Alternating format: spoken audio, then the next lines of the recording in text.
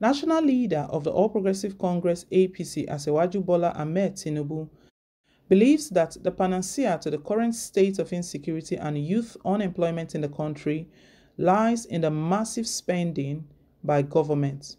Tinubu said in Kaduna yesterday that at a time like this, an economy like ours requires what he called fiscal wisdom, but not necessarily austerity, to ensure equitable wealth redistribution and meaningful use of resources. He spoke on reduction of the cost of governance for inclusive growth and youth development in northern Nigeria in a post-COVID-19 era at the opening of the 2021 Saduna Memorial Lecture, which he chaired. The former Lagos State Governor differed with Governor Simon Lalong of Plateau State, who said that all tiers of government in Nigeria must, as a matter of urgency, cut down on the high cost of governance in order to fund critical areas of development that will address the challenges in Nigeria. Tinubu asked those advocating small government to learn from history, saying, if we limit government's role under the erroneous assumption that government spending is intrinsically unproductive, then we tether ourselves to failure. According to him, it is imperative for government of any populous country to allocate sufficient funds to projects and programs that are capable of creating and encouraging enduring growth and employment. He said, we must reject that mode of thinking that assumes government expenditure is inherently unproductive as well as harmful to the overall economy. It is not the fact that government expenditure is intrinsically wrong any more than one can say all private sector activities is economically positive. Government can be wasteful, or it can be the key component to growth, just as a private sector business can function profitably or spend itself into bankruptcy. He said the private sector is too weak to spur the economic growth Nigeria needs, arguing that were the private sector able to manage this feat, it would have already done so. He paid tribute to the late Sarduna of Sokoto, Sir Ahmadu Bello, the late Chief Obafemi Awolowo, and the late Dr. Nnamdi Azikiwe for establishing Nigeria as one indivisible and independent nation, and said the present and future generations of Nigeria should continue to build on the foundation laid by these extraordinary men so that Nigeria may achieve its manifest destiny and realize the promise of a greatness too long deferred. He said, cost of governance is always a key factor in the socio-economic development of any nation, but it is also one side of an important coin. We must not look at the cost alone. We must weigh the cost against the benefits derived therefrom. For example, one can pay a high cost on a productive enterprise but reap a higher benefit. Such would be considered a good investment. However, one can pay a low cost but reap no benefit at all because the endeavor was inherently unproductive. This would be a waste. Thus, we must be careful in what we say and truly mean when we talk of the cost of governance. The development of any populous nation has always been dependent on the ability of the government to allocate sufficient funds to projects and programs that create and encourage enduring growth and employment. We must reject the mode of thinking that assumes government expenditure is inherently unproductive as well as harmful to the overall economy. Government can be wasteful, or it can be the key component to growth, just as a private sector can function profitable or spend itself into bankruptcy.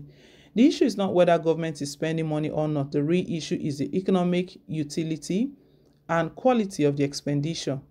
Continuing, Tinubu said, fiscal wisdom, but not necessarily austerity, is required for an economy like ours in a time like this to ensure equitable wealth redistribution and meaningful use of the resources.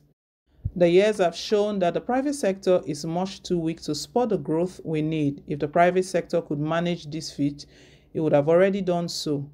Where the private sector is too weak or unable, the government must fill the void. This means government must not be afraid to embark on an active fiscal policy to create jobs, build infrastructure, and develop our industrial sector, as well as continue to improve agriculture. This means government must spend more money but spend it on those things that bring the requisite economic returns for the nation.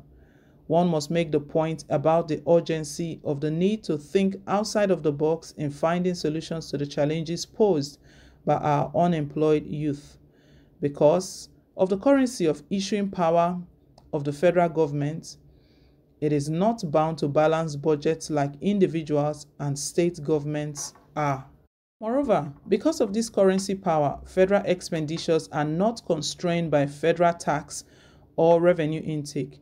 Just as importantly, what I advocate is something that can be applied to both the common and unique developmental changes of the North and South so that the nation moves in unison without any group or region feeling left out or estranged from national progress. We should not be so against government spending. If it is for the right purposes, it can do essential things that the private sector cannot. What we should be against is wasteful government spending. Building vital infrastructure such as irrigation and water catchment system will help agriculture, arrest desertification, and provide jobs. Only government has the power and resources to call forth such a program.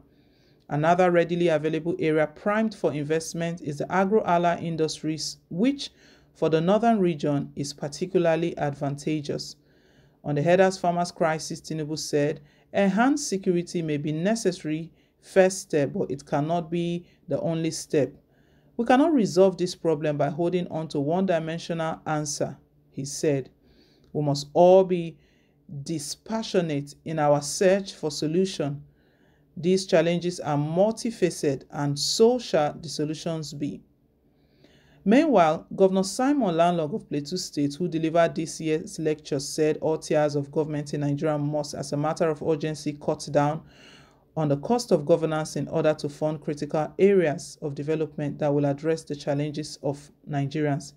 In his view, the high cost of governance has further increased the inability of the government at all levels to meet the basic needs of the people. He said, factors such as corruption, insecurity, large number of government appointees, high salaries, corruption, among others, are among some of the factors that drive the high cost of governance in the country. He insisted that this must be addressed immediately to change the trajectory of growth in Nigeria and the North in particular. Lalong said the high cost of governance has worsened the standard of living in the northern part of the country, which continues to battle with infrastructure deficit, poverty, illiteracy, culture of patronage, laziness, diseases, and insecurity.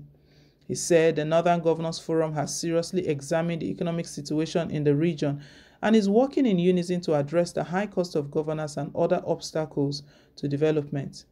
The Chief of Staff to the President, Professor Ibrahim Gambari, who represented President Muhammadu Buhari, said the federal government has continued to implement various cost-cutting measures to reduce the cost of governance and free resources for development.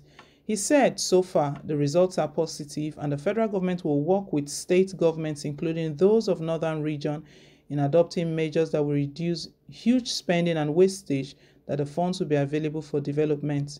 Politicians will always be politicians. Tinubu is calling for more spending, that the country needs more spending. So far, what has the more spending, what has it done for the citizens, for the masses? Personal interest here and there. Well, guys, let's hear your own take down below in the comment section. Thank you once again for staying tuned. Please don't forget to like, share, and to subscribe. Till I come your way again with more updates. Bye.